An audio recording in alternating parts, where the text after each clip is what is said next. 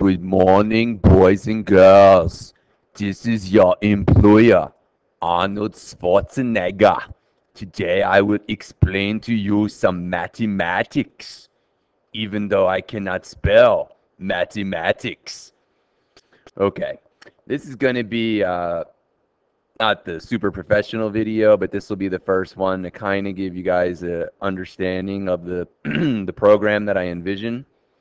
Kind of works like this. I will make a video in the future that lays out the explanation of why this is so important. But basically, the summary will be this.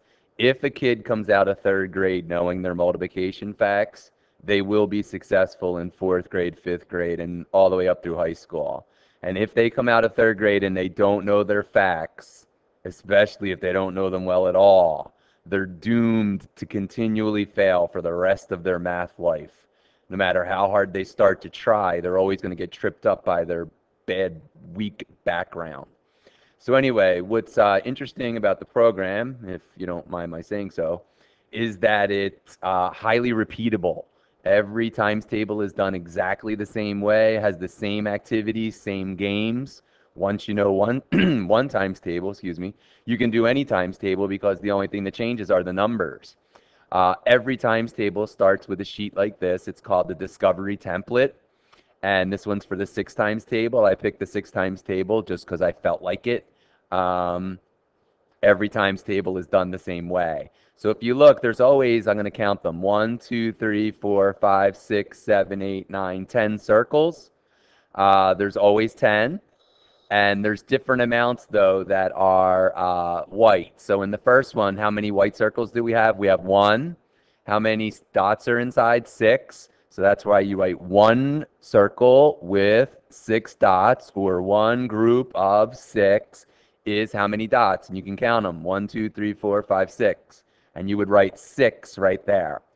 Then you go down to the next one and you say, okay, what's different? Well, now there's 2 circles that are white that have dots in them. So you'd put 2 circles of 6. Now, here's the key. You don't count all 12 dots. You say, well, remember, one group of 6 we already figured out up here was 6. So now we'll just count the second one. 7, 8, 9, 10, 11, 12. And you write in 12. 2 groups of 6 are 12. Now you get to the third one and you say, all right, what's different? Well, now we got 3 groups of 6. So you write 3 groups of 6. But you don't count all 18. You say, now remember, 1 group of 6 from up here was how much? 6. 2 groups of 6, these first 2 are from up here, 12. So now all we got to do is do one more. 13, 14, 15, 16, 17, 18. And then you would write 18 right there. And basically, let me scroll this down, I go all the way up to 10 circles. The last one has 10 groups of 6. But the key is that when you get to the 10th group of 6, you will already have said to the kid, 1 times 6 is 6, 9 different times. You'll already have said 2 times 6 is 12, 8 different times. And 3 times 6, you'll said that many times. And 4 times 6. So you'll just keep saying this stuff over and over, kind of brainwashing them, okay? Because there is, once you get the idea of the circles, we do need to do some brainwashing. We got to get it in there so it's in there good. So you do that sheet. That would be in a communicator. You would use a marker. You could save it now so the kid could refer to it, or you could erase it and do it again at a future time. Okay, the second page always looks like this. It always has circles going across the top, then some math facts, then some boxes. And the top circles always have a pattern. So they go 6, 12. Well, what comes next? Well, in the 6 times table, it goes 6 times 1, 6, 6 times 2, 12, 6 times 3, 18. So you write 18 here. 24, I don't want to do that. Let me go. 24 here, 30 here, 36, 42, 48, 54, 60. So some of them are there and some of them aren't, and you fill in the pattern. And the cool thing is right below it is the fact that you get it from. 1 times 6, 6. If you don't know that, look up above. 2 times 6 is 12. If you're not sure, the answer is right above. 3 times 6, right above. Okay, so I want them to connect that there's a pattern and then there's the facts. Now, certain facts, all the 6 times tables are kind of like cousins. But I like to say that some of the facts are like brothers or sisters. So if you look at 2 times 6, 4 times 6, and 8 times 6, the answers are kind of interesting. 2 times 6, 12. 4 times 6, 24. 8 times 6, 48. So it goes 12, 24, 48. 12, twice as big as 24. Twice as big as 24 is 48. So those three are like brothers. Okay, 3, 6, 9. So 3 times 6 is 18. 6 times 6 is 36, and 9 times 6 is 54. And I'm sure you never thought about this before, but basically 3 times 6 is 18.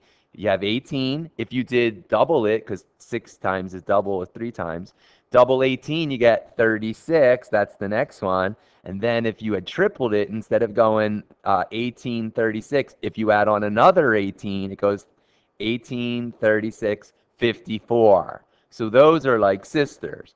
Then down here, these two are like, I don't want to call them twins, but they're close. 5 times 10, 5 times 6, 30. Then 10 times 6 is twice as many, so it's not 30, it's actually 60. Then down the bottom, I have the reverse pattern of the top. I have the facts, and then I have the circles. But this time, they're not going from small to big, they're going from big to small. Doesn't matter if you do the facts and then the circles, or the circles then the facts. So it goes 60, then 54, then 48, then 42, then 36, and so on down. And also, the fact is right above it. So 9 times 6 is this 54. 6 times 6 is this 36. 7 times 6 is right below it. It's going to be that 42. Again, this sheet exists for every single times table. So the first one is always that discovery template, and the second one is always the back of the discovery template.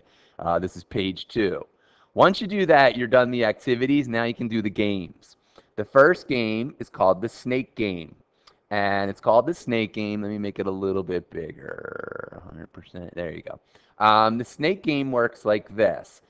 This is version 6 for the 6 times table. You start at the top and you snake to the bottom. You can move vertically or horizontally, which means you can move up or down. But you can't move diagonally. That's my rule. Now, you got to use this pattern. 6, 12, 18, 24, all the way up to 60. Then when you get to 60, you got to go back down. 54, 48, 42, all the way back down to 6. So you're just doing the 6 times table up to 60 and then back down to 6. You have to start at the top row and end in the bottom row. So let's find one maybe that doesn't work. Let's see. So I'm going to start 6, 12, down to 18, over to 24, down to 30, over to 36. Now from 36, I need to go to 42. Oh, there's 42, 48, 54. Oh, here we go. 54, I'm right here. So far the pattern's working. Now I need a 60. I can't go up to a 60, I can't go over to a 60, and I can't go down to the 60. So what that means is this is not one of the paths. I think the path is over here if I remember right. 6, 12, 18, 24, 30, 36, 42, 48, 54, over to 60, down to 54, 48, 42, 36, 30, 24, 18, 12, 18, 12, that way, sorry, and 6. Okay, so I started at the top, went to the bottom, ignore the blue boxes, I didn't do it perfect. But the idea is, and I'm pretty sure if I remember right, I tried to put 2 patterns that work in every snake game. So there's 2 different ways, so if a kid finds one, you could actually usually find another one as well. Okay, those are the first 3 things that you would do. You kind of do the discovery template to introduce. You do that sheet with the circles and the number patterns to kind of get it into their head. Then you start playing games, and the idea is you just keep playing the games until they're really good at it. So what I'm going to do is end this first video and make a second video of the rest of the games that you would play.